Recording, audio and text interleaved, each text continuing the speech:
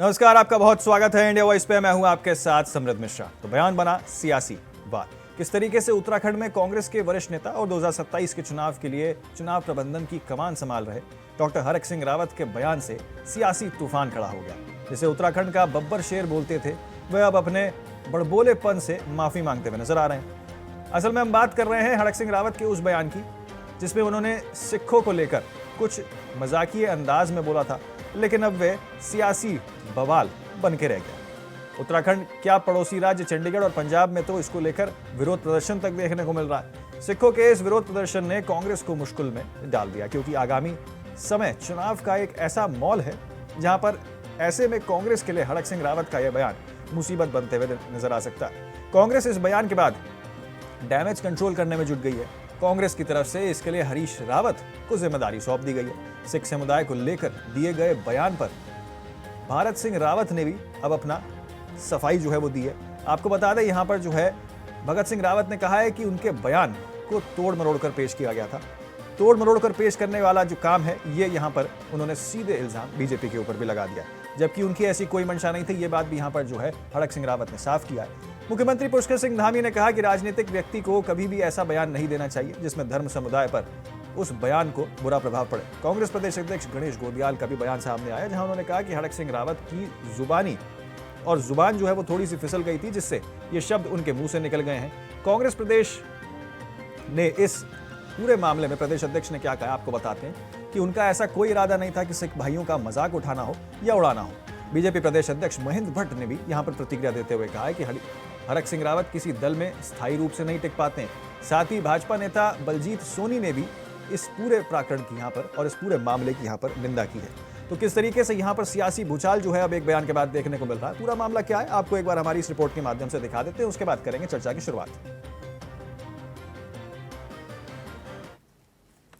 किसी भी समुदाय के ऊपर इस प्रकार की टिप्पणी नहीं होनी चाहिए। और सिख धर्म गुरुओं का हमारा बहुत बड़ा इतिहास है, जिन्होंने धर्म की रक्षा के लिए, समाज की रक्षा के लिए, संस्कृति की रक्षा के लिए, देश की आन बान के लिए अपने प्राणों को देने में तनिक भी हिचकिचाहट नहीं करी। अगर हम प्रथम गुरु गुरु नानक जी से लेकर दशमेश गुरु तक का जब भी हम उनके इतिहास को देखते हैं तो हमको उनसे प्रेरणा मिलती है।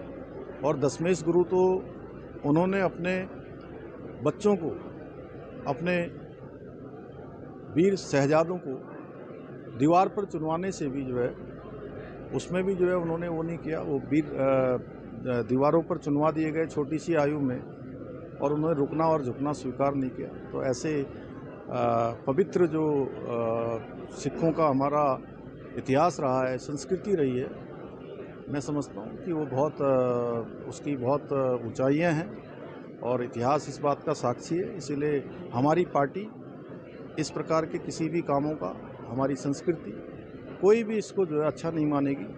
देखिए, ऐसा है कि सबसे पहली बात कि मैं तमाम हमारे सिख भाइयों को निवेदन के साथ इस बात को कह रहा हूँ कि जिस कौम ने सनातन की रक्षा के लिए अपने शीश बलिदान दिए हों, उस कौम के लिए या उस कौम के किसी भी व्यक्ति के लिए हमारे मन में श्रद्धा का जो चरम भाव है, उसके सामने ये हो ही नहीं सकता कि हम उनके प्रति कोई ऐसी बात हमारे मुंह से निकले।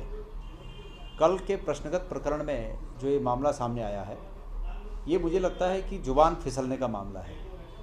उनके मन में किसी के लिए ऐसी बात नहीं थी, लेकिन जुबान फिसलने वाली बात है। अचानक से वो रॉ में नारे लगाते लगाते उनकी जुबान फिसल गई, जिसके लिए उन्होंने स्वयं भी माफ़ी मांगी। एक ऐसा है कि हम लोग समर्थन करते हैं। उत्तराखंड देवभूमि के अंदर अनेकों ऐसे मतदाता होंगे जो पता लग रहा है कि वो विदेशी मतदाता है। उन्होंने भी अपना अगर मत का अधिकार के लिए मतदाता सूची में नाम चढ़ाया, वो नाम हटने चाहिए।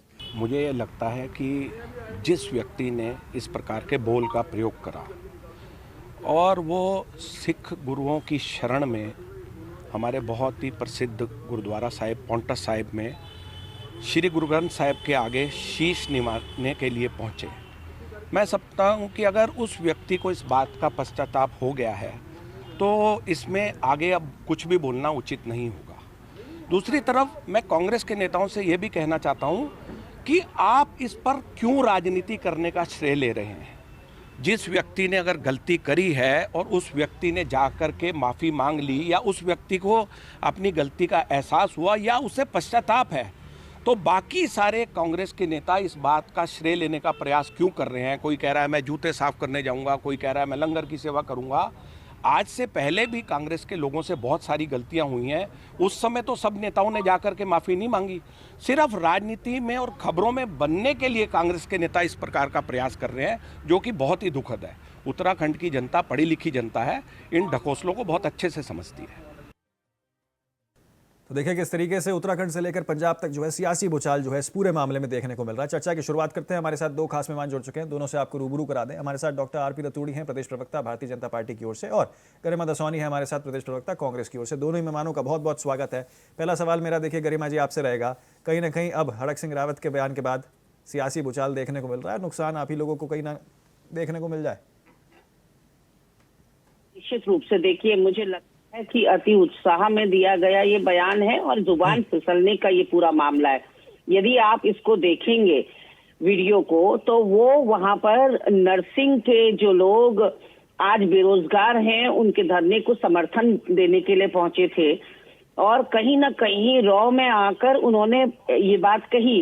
अब मुझे बताइए, पहले तो मैं जस्टिफाई बिल्कुल नहीं कर रही हूँ हरक सिंह जी के बयान को कि जो उन्होंने कहा वो सही कहा, वो गलत है, हर लिहाज से गलत है, और आगे इस तरह के चीजों को रिपीट करने से बचना चाहिए, इसकी पुनरावृत्ति नहीं होनी चाहिए। ये मैं सार्वजनिक पटल पर, आपके चैनल पर सभी से इस बात से स्वीकार करना चाहती हूँ कि जो उन्होंने कहा वो अस्वीकार्य है।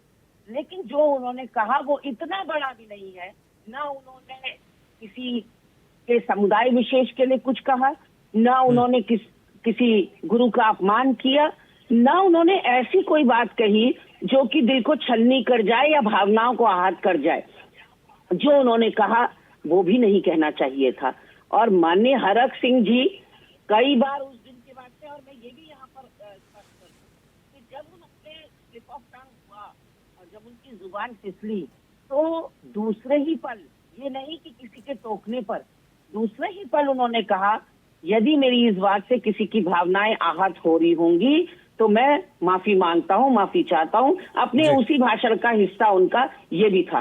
तो पहली बार माफी तो वहां मांग ली, और उस दिन से लेकर आज तक वो काफी बार माफी मांग चुके हैं, जूता सेवा कर चुके हैं पौंटा साहिब के गुरुद्वारे में जाकर, और हमारे तमाम नेता माफी मांग चुके हैं। मुझे लगता है कि सब लोगों ने इस पर आपत्ति जताई है, सब लोगों ने स्वीकार किया है कि ये बयान नहीं दिया जाना चाहिए था। लेकिन इंसान ही गलती का पुतला होता है समृद्धि जी, और इंसान यदि गलती ना करे तो वो तो भगवान हो जाएगा।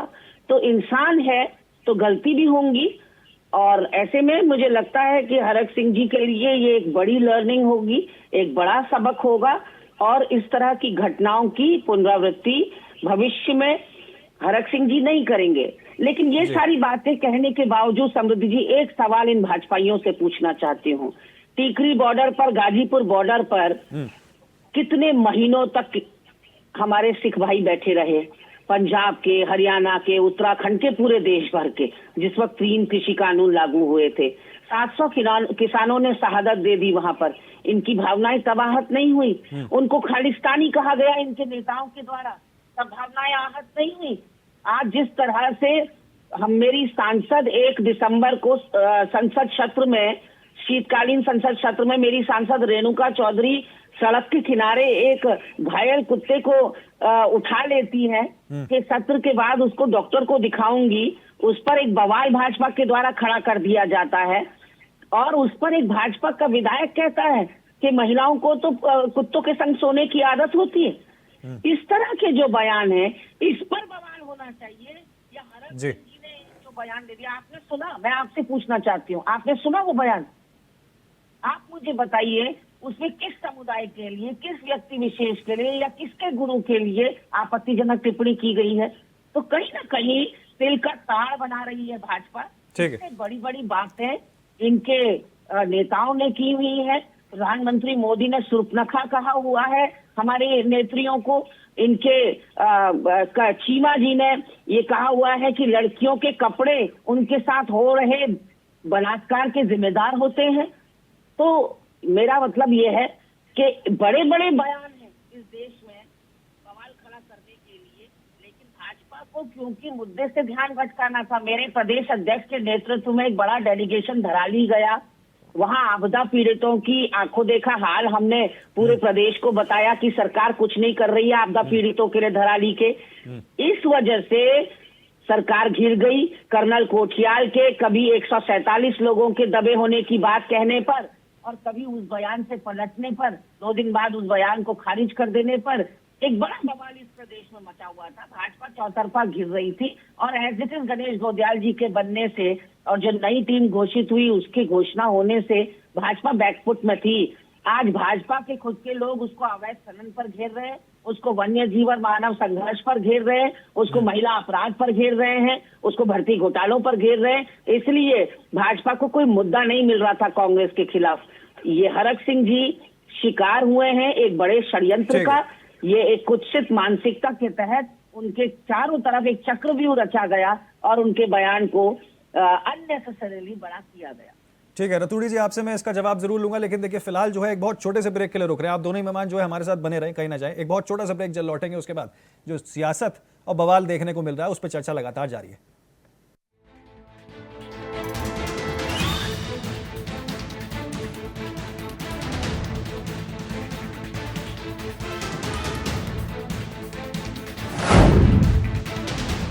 के बाद जो है फिर एक बार आपका स्वागत है। आगे बढ़ते हैं फिर से बहस की ओर और चर्चा इसी विषय को लेकर थी कि आखिरकार जो बयान है वो किस तरीके से सियासी रूप लेते हुए फिलहाल नजर आ रहा है। आरपी रतूड़ी जी, देखिए आपसे मेरा सवाल यही था ब्रेक पर जाने से पहले कि आखिरकार किस तरीके से यहाँ पर कांग्रेस तो साफ तौर पर कह रही है कि आपके नेता जो बयान दे देते हैं वो आप लोग देखते नहीं है।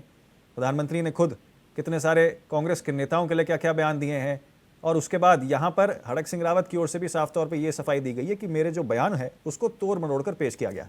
क्या कहिएगा सर?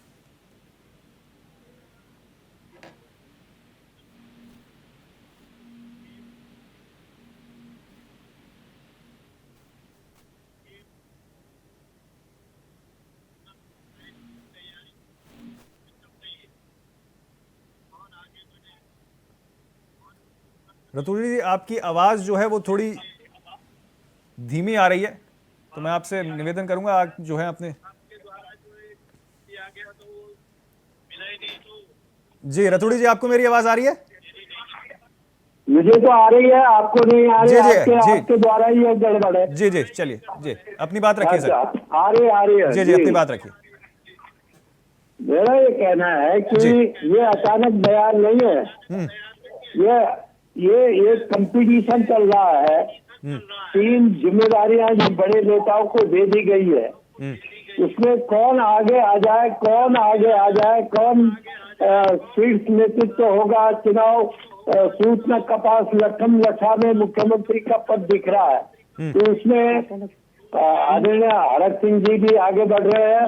वैसा तो नेता नहीं थे, शायद हो सकता है कि संघर्ष का असर पड़ गया, उनको भी असर पड़ गया होगा, कहीं छाया पड़ गई बड़े दिल्ली वाले नेताओं की जो गड़बोले हैं, कभी चोर कह देते हैं, कभी माफी मांग देते हैं, तो उनका असर शायद उनके भी पड़ गया कि हम अनर्गल बयान देंगे तो हम पॉपुलरिटी पाएंगे। ये नहीं देख पाते हैं कि आखिर बड़ी मुश्किल से 1984 का जो दंश था सिख साथियों के साथ में बड़ी मुश्किल से थोड़ा सा कम होने लगा, तो फिर उसे कुरेदने का काम हरक सिंह जी कर रहे हैं। तो ये दिखता है कि कहीं ना कहीं सिख भावनाओं को जानबूझ करके भड़काने की एक आदत सी बन रही है, तो ये ठीक नहीं है। ये दिल्ली के नेताओं के तर्ज पर कि डर बोलो और शायद हम मोदी के कद के हो जाएंगे, ये संभव नहीं है। कर्मों से आप मोदी के कद के बन जाएंगे। केवल आप अगर चोर कह देंगे, आप ये माफी भी मांग देंगे सुप्रीम कोर्ट में, उससे बड़े नहीं होंगे। वही हाल उत्तराखंड में हो रहा है कि गणेश गोंदियाल जी आगे न बढ़ जाए तो मैं कितना आगे बढ़ जाऊं। प्रीतम सिंह जी आगे न बढ़ जाए, मैं कितना आगे बढ़ जाऊं, ये कंपटीशन चल रहा है। और उससे ये कोई ऐसा नहीं है कि वो छोटे भैया है, बड़े नेता है, और बड़े नेता इस तरह के बयान देंगे तो ये अच्छी बात नहीं है। किसी भी जाति और धर्म की भावनाओं को ये भड़काना ठीक नहीं। ठीक है गरिमा जी, जवाब दीजिए इनकी बात का। और साथ ही देखिए, कहीं ना कहीं ये बात को लेकर संदेह तो पैदा हो गई जो ये बात कह रहे हैं, इसलिए कहीं ना कहीं अब जो है हरीश रावत को सारी कमान सौंपी गई है कांग्रेस की ओर से। नहीं, मैंने जैसा कि कहा ना, हमारे वेदों में लिखा है क्षमा बड़न को चाहिए छोटन को उत्पात। जब एक बार क्षमा मांग ली और वहां गुरु के दरबार में जाकर क्षमा मांग ली, मैंने जैसा कि कहा, गलतियों का पुतला इंसान ही तो होता है, कोई दूसरा थोड़ी होता है। गलती आपसे भी हो सकती है, मुझसे भी हो सकती है, लेकिन साहसी और हिम्मती वो व्यक्ति होता है जो स्वीकार करे कि हाँ मुझसे गलती हुई। कई लोग तो अपनी गलती स्वीकार ही नहीं करते, बड़े बड़े झूठ बोल दिए जा रहे हैं इस देश के सामने, लेकिन गलती नहीं स्वीकार कर दी जा रही है। नोटबंदी में लोगों को कतार में लगा दिया, कितने लोग मर गए पैसे के अभाव में, कितनों के घर से डोली नहीं उठ पाई, बेटी की डोली नहीं उठ पाई पैसे के अभाव में। माफी मांगी जी, कहा था एक चौराहा ढूंढ लेना मेरे लिए, अगर नोटबंदी का असर नहीं हुआ तो मुझे चौराहे पर टांग देना। गरिमा जी, आपकी आवाज जो है वो थोड़ी रुक के आ रही है, अगर आप थोड़ा सा अपने माइक को क्लोज ले आए, थोड़ा सा जो आप ईपी है उसको थोड़ा सा अगर फिर से ठीक कर लें, असल में आपकी आवाज कट कट के आ रही है। अभी ठीक है? जी जी जी जी। हाँ, तो मैं ये कह रही हूँ कि नोटबंदी के समय पर आपने देखा कैसे बुजुर्गों को, बच्चों को, महिलाओं को, सबको लाइन में लगा दिया महामानव ने, और कहा कि चौराहे पर टांग देना यदि इससे फायदा नहीं हुआ। अब आरबीआई ने कह दिया कोई फायदा नहीं हुआ, कोई काला धन नहीं पकड़ा गया, कोई आतंकवाद समाज नहीं हुआ, कोई फेक करेंसी नहीं पकड़ी गई, और चौराहे पर टंगे महामानव। मुझे बताइए, जीएसटी लागू करी तो उस जीएसटी में आज तक संशोधन ही हो रहे हैं। कृषि कानून लागू करे, वो वापस लेने पड़ गए, उसके लिए किसी ने माफी नहीं मांगी। यहाँ देवस्थानम बोर्ड लागू करा, भावनाएं आहत करी पटना पुरोहित संत समाज की, तो कोई माफी नहीं मांगी गई। हमारे महिला पहलवानों को अपने पैरों के नीचे से रॉड दिया, उनको मेडल वापस करने के लिए मजबूर कर दिया, कितनी माफी मांगी और किसने मांगी? गंदे गंदे निकृष्ट बयान दिए गए, लेकिन किसी ने माफी नहीं मांगी। तो यही मैं बताना चाहती हूँ कि कांग्रेस और भाजपा में यही फर्क है। हमसे यदि गलती होती है, हम विनम्रता दिखाते हुए, बड़ा दिल दिखाते हुए माफी मांगते हैं उस कृत्य के लिए जो हमसे हुआ है। और आज आप देख रहे हैं, आप लगातार विजुअल चला रहे हैं अपने चैनल पर कि किस तरह से गुरु के सामने नतमस्तक हुए हैं हरक सिंह रावत जी। और हरक सिंह रावत समेत हम सब, हमें ग्लानि है इस बात की कि जो कुछ कहा गया वो नहीं कहा जाना चाहिए था। किसी की भी भावनाओं को आहत करने का यदि थोड़ी भी आहत हुई है, और हमारे तो ग्रंथों में लिखा गया है। गरिमा जी, ठीक है, आपकी सारी बातें मान ली जी। एक बयान यहां पर जो है, देखिए महेंद्र भट्ट का भी सामने आया है, उन्होंने साफ तौर पे ये प्रतिक्रिया दी है, टिप्पणी की है कि हरक सिंह रावत तो दल बदलू हैं। जी, महेंद्र भट्ट से कहना चाहती हूँ कि सबसे बड़ा दल बदल तो आप करवा रहे। दल बदलू होना यदि गाली है तो फिर महेंद्र भट्ट क्यों करवा रहे हैं ये कृत्य? ये जो सामने बैठे हैं ये भी दल बदल करके गए हैं, जो डिबेट में जुड़े हैं हमारे संग, हमारे प्रबुद्ध जन, ये सालों साल तक मेरे सीनियर रहे हैं कांग्रेस में, ये भी दल बदल करके गए हैं। और यदि महेंद्र भट्ट की नजरों में दल बदल करना पाप है, यदि महेंद्र भट्ट की नजर में दल बदल करना गुनाह है और वो एक गाली है, तो फिर क्यों भर भर के ले जा रहे हैं दूसरे दलों के लोगों को? गरिमा जी, आपकी आवाज जो है फिर कट रही है थोड़ी सी, अगर आप अपने माइक के पास थोड़ा सा आ जाएं। जी, मैंने ये कहा समृद्ध जी, जी जी, कि यदि महेंद्र भट्ट के है,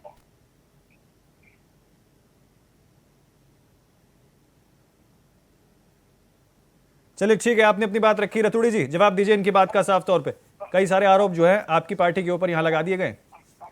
अरे मिश्रा जी, दल बदल पर वो आदमी कह रहा है जिसके डीएनए में दल बदल ही पूरा भरा हुआ है, वो अपने अंदर नहीं झांकते हैं। दिक्कत ये है कि उनके दादाजी ने कितने दलों से चुनाव लड़ा, कितना दल बदल किया, उनके चाचा जी, उनके पिताजी ने दल बदल किया कि नहीं किया, उनके जो आज नेता प्रतिपक्ष है वो दल बदलू है कि नहीं है, सवाल दल बदल पर नहीं करना चाहिए। दल बदल तो आदमी की भावनात्मक व्यवस्था है कि जब आपको नहीं, लेकिन मान देखिए दल सम्मान बदल और का आप आपकी कह रहे हैं भाव- सवाल नहीं करना चाहिए, सवाल उठाया तो आप ही के प्रदेश अध्यक्ष ने है ना। अरे भाई मैं जो कह रहा हूँ जिसको नहीं उठा रखा है, मेरे अध्यक्ष ने उठाया, वो उसके कद की नहीं है ये। इस कद में जिस दिन पहुंच जाएंगे, गाँव की प्रधान बन जाएगी ना, उस दिन ये पता नहीं क्या कर लेंगी, पहले उस कद में पहुंच जाए। इसलिए ये एक दिन विधायक बन जाए, वो सांसद भी है, प्रदेश अध्यक्ष है। ये अगर इनके सवाल है दल बदल जो पर्सनल न करे ना, दल बदल को इसके डीएनए में है।